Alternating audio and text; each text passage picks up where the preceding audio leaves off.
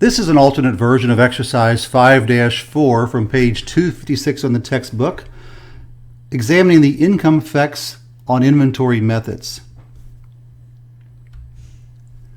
So in exercise 5-3, we saw that Laker Company reported the following January purchase and sales data for its one and only product.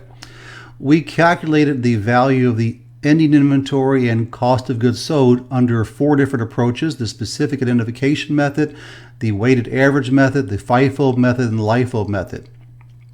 Here we're asked to put together a comparative income statement for the month of January for Laker using those 4 inventory methods. We're going to assume that they had expenses of $1,800, that the applicable income tax rate is 30%. So remember, the income statement is going to start off with sales. We're going to subtract out cost of goods sold, and that's going to give us what key number? Gross profit. Then we're going to subtract out expenses, and that's going to give us our income before taxes. What are we going to take off the income before taxes? The amount of taxes. And we're going to be applying 30% to whatever that amount is before taxes to figure out what our income tax expense is.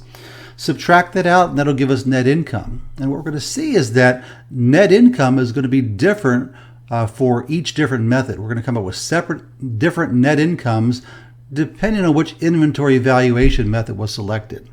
So let's go ahead and start. We have the basic income statement laid out, and we have a little chart laid out that shows how we're going to compare all 4 methods: specific identification, weighted average, FIFO, and LIFO. Sales minus cost of goods sold is going to equal gross profit minus operating expenses of $1,800. That'll give us our income before taxes. Take that amount times 30%.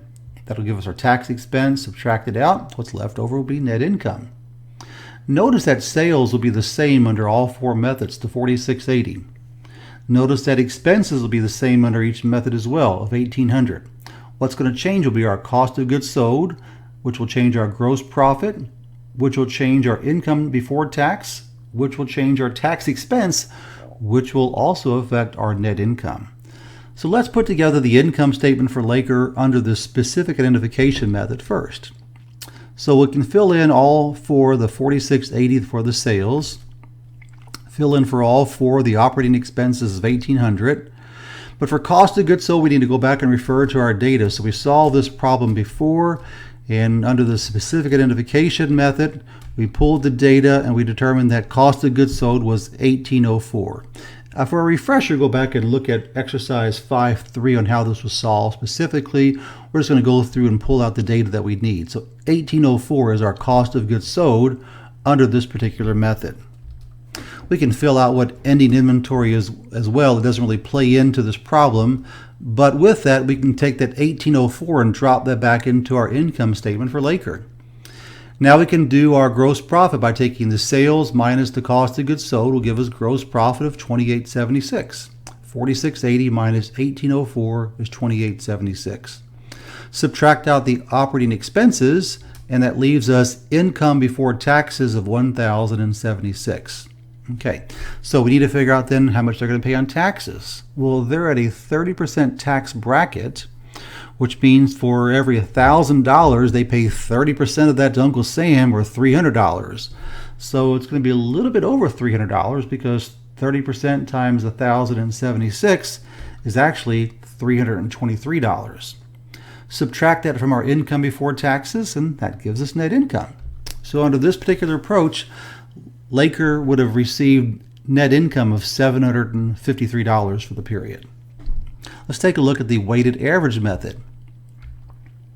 So under the weighted average method, we solved this problem in detail under exercise 5.3. You can go back and check that video out. So we'll just kind of go through the data quickly. We take the cost of goods available for sale of $33.64, divide it into the number of units of 510, and we came up with an average cost of about $6.60 per unit. The cost of goods sold for those 260 that were sold at the average cost of about $6.60 per unit, $17.14, and then the ending inventory worked out to be $16.49. So we need that $17.14.96 to be able to plug into the income statement. That cost of goods sold number gets plugged into the income statement. So take the income statement, weighted average cost, sales were the same. We're going to subtract out, we're going to round it up to 1715. And now we have our cost of goods sold for the weighted average method plugged into Laker Company's income statement. We can now calculate the gross profit. 4680 minus 1715 gives us 2965 of gross profit. Take out our operating expenses, and we have a little bit higher income before taxes of 1165 when we select the weighted average method. 30% of that's going to go out to taxes, so 30% times 1165 equals 350. Subtract the taxes out from income before tax, and that gives us net income under this approach of $815. Okay, so a little bit stronger net income because cost of goods sold was lower. Let's take a look at the income statement using the FIFO method next. So same information as before. We know we sold 260, what was left was 250. We applied the logic of the approach, and we see that ending cost of goods sold was 1808. Ending inventory was 1556. That 1808 is the number we want to put into what? The income statement using the periodic FIFO method. So plug in the 1808 under the FIFO method. That gives us gross profit of 2872. Oh wow, that's the lowest gross profit so far out of any of the three approaches. Take out the $1,800 and income before taxes of $1,072. Multiply that times 30% and the amount paid to their favorite uncle, $322 in taxes. Subtract that out of the income before taxes, and what's left is a net income of $750. Let's take a look at the LIFO approach. What do you think is going to happen in the LIFO approach? You think net income is going to be stronger or lower than the three that we've done so far? Well, let's take a look. So periodic LIFO, we did this already. We know they sold 260, left was 250. What they sold and what they were left with to calculate the cost of goods sold, we know cost of goods sold under the LIFO method was 1624. You can go back and take a look at exercise 5-3 if you weren't sure on how that was calculated. Ending inventory of 1740. The 1624 is the number we really want though, right? That's going to get plugged into the income statement. So cost of goods sold minus 1624 gives us gross profit of 3,056. So we have the lowest cost of goods sold under the LIFO method. We're going to come back to that in a few minutes though. That left us gross profit of 3,056, the highest gross profit. Operating expenses were the same. Income before taxes, 3,056 minus 1,800 gives us 1,256. Income before taxes, well, 30% of 1,256 is 377, means we are left with the strongest net income of 879 under the LIFO method. Let's take a look at the chart that summarizes all four methods. We see specific identification, we had net income of 753, weighted average net income of 815, FIFO of 750, and LIFO of 879. Well, let's refer back a second to the data. What was happening with the cost of purchases? Was there an inflationary time where purchases were going up? Or was this a deflationary time where purchases were going down? Let's refer back to the specific data about purchases. Well, all the charts are the same. We can refer just to the one on periodic LIFO. We see, well, the purchases that the inventory we started out with was at $7 per unit. Prices were going down though throughout the month. So this was a deflationary time.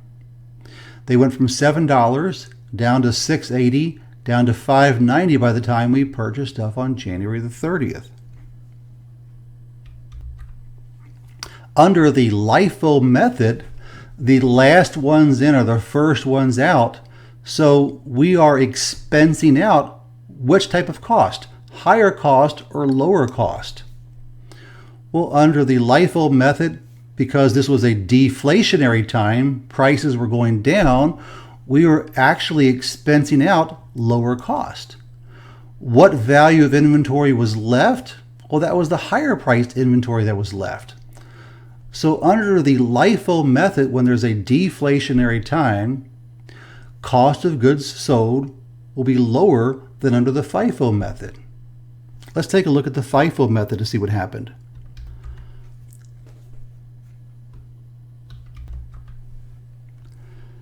Under the FIFO method, which type of cost is getting expensed out? The earlier cost, or the first cost, or the last cost? Well, here it's the earlier costs that are getting expensed out. So under a deflationary time, FIFO will have a higher cost of goods sold than LIFO.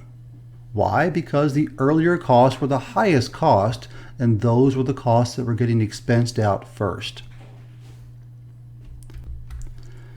So let's refer back to our comparative chart again. Which method yields the highest net income during deflationary times? Well, during deflationary times, LIFO yields the highest net income. It was $879. How about the opposite when prices are going up during inflationary times? Who will yield the lowest net income? Well, LIFO will yield the lowest net income then, because the last cost that they incurred are the highest cost during an inflationary time, right? Prices are going up, last cost must be the highest cost. Well, those are the first costs that are getting kicked out. The last ones in are the first ones out. The first one's getting expensed out, so that's going to cause a higher cost of goods sold. Oh, okay. Cost of goods sold's up. What's going to happen to profit? Profit's going to go down. So the question here is a little tricky. Which method yields the highest net income? Well, here under this data, we were deflationary times. So under deflationary times, who was yielding the highest net income? That was LIFO. But don't get tripped up. If it's inflationary times, when prices are going up, then LIFO will actually have the lowest net income. Alrighty.